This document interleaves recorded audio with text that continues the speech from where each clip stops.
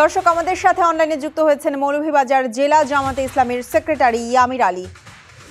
জনাব ইয়ামির আলী, আপনাকে Madhumati bank road two পার্লামেন্টে স্বাগত জানাচ্ছি। আপনার কাছে শুরুতেই জানতে চাই, ত্রয়োদশ জাতীয় সংসদ নির্বাচন ঘিরে মৌলভীবাজারে যে সংসদীয় আসনগুলো আছে, এখানে আসলে জামাতে ইসলামীর প্রস্তুতি কেমন?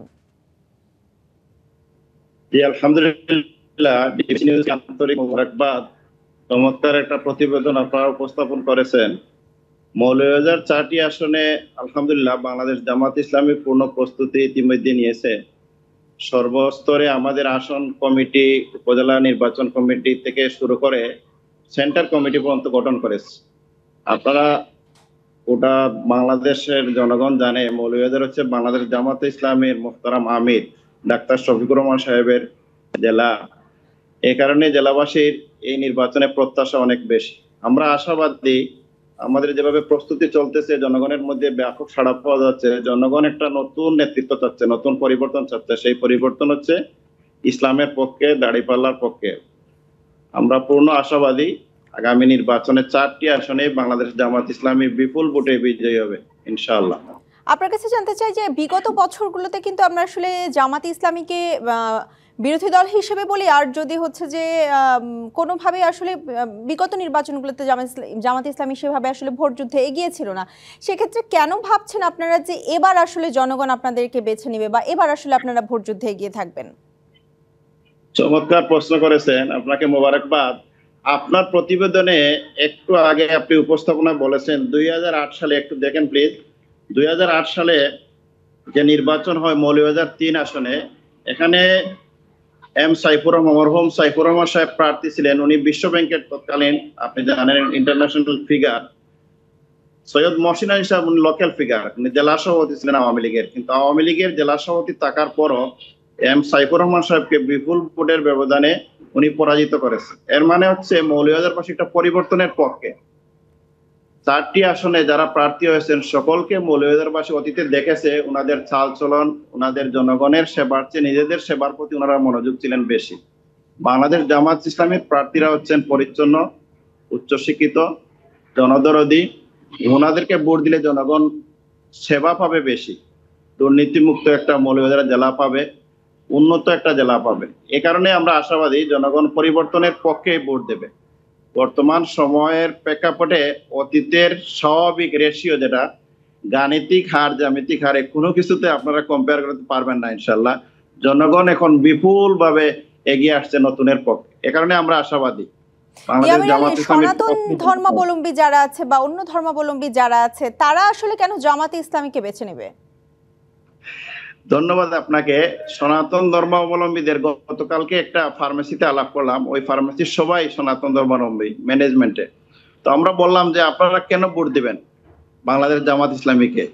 বললো যে আমরা আপনাদের পক্ষে আছি এ কারণে যে অতীতে সকল দলকে আমরা দেখেছি, তাদের আচার আচরণ, তাদের দ্বারা আমরা বিভিন্নভাবে শোষিত হয়েছি, বঞ্চিত হয়েছি, বিভিন্ন দ্বারা নির্যাতিত হয়েছি, কিন্তু আপনাদেরকে আমরা দেখতে পারিনি। আমরা এই পরিবর্তনের পর গোটা জেলায় আপনাদের যে ভূমিকা, বিশেষ করে প্রেক্ষাপট চেঞ্জ হওয়ার সাথে সাথে আপনারা যেভাবে আমাদের অমুসলিমদের ধর্মীয় উপাসনালয়, ব্যবসা বাণিজ্য, আপনাদের বাসা বাড়িতে যেভাবে নিরাপত্তা দিয়েছেন, আপনাদের প্রতি আমাদের আস্থা বেড়েছে। আমরা আশাবাদী যে আপনারা ক্ষমতায় আসলে আমরা সেটা তো আসলে অন্যান্য দলগুলো একই ভাবে আসলে ধর্মীয় উপাসনালয়গুলোতে পাহারা দিয়েছে।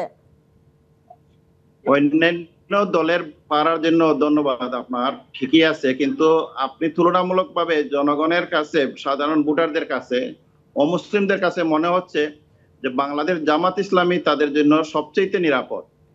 জামাত ইসলামী দ্বারা কোনো কষ্ট পাবে না, তারা নির্যাতিত হবে না। জামাত ইসলামী দ্বারা তাদের কোনো ব্যবসা বাণিজ্যে চাঁদা চাইবে না। জামাত ইসলামী তাদের কোনো জায়গা জমি দখল করতে যাবে না। অতীতে যেহেতু এই ধরনের রেকর্ড নেই, এ কারণে তারা কম্পেয়ার করে দেখলো বাংলাদেশ জামাত ইসলামী তাদের জন্য বেটার, নিরাপদ বন্ধু, সাথী। আগামী নির্বাচনে আপনারা যদি জয়যুক্ত হন, সেক্ষেত্রে আসলে মৌলভীবাজার সংসদীয় আসনগুলোতে কি ধরনের উন্নয়ন করবেন আপনারা?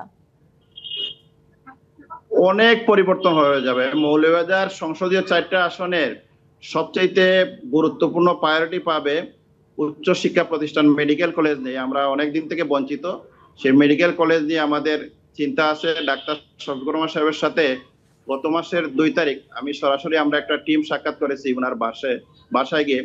উনি বলেছেন যে মৌলভীবাজারের সামগ্রিক উন্নয়নের জন্য যা কিছু করা লাগবে প্রশাসনের পক্ষ থেকে যদি প্ল্যান দেওয়া হয়, আমি এ ব্যাপারে আমার সামর্থ্য অনুসারে ভূমিকা রাখবো। এ কারণে মৌলভীবাজার একজন রাজনৈতিক অভিভাবক দরকার, আর তিনি হচ্ছেন বর্তমান সময়ের প্রেক্ষাপটে ডাক্তার শফিকুর রহমান সাহেব। উনার মাধ্যমেই আমরা মৌলভীবাজারে একটা ব্যাপক পরিবর্তন নিয়ে আসব।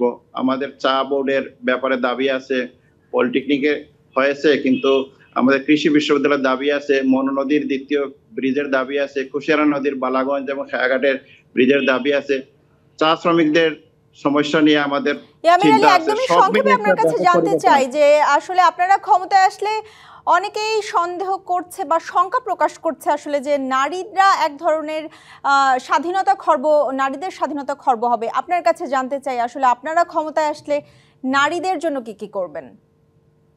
চমৎকার প্রশ্ন করেছেন। নারীরা তো সবচেয়ে নিরাপদ মনে করে ইসলামকে, ইসলামী আন্দোলনকে, ইসলামী শক্তিকে।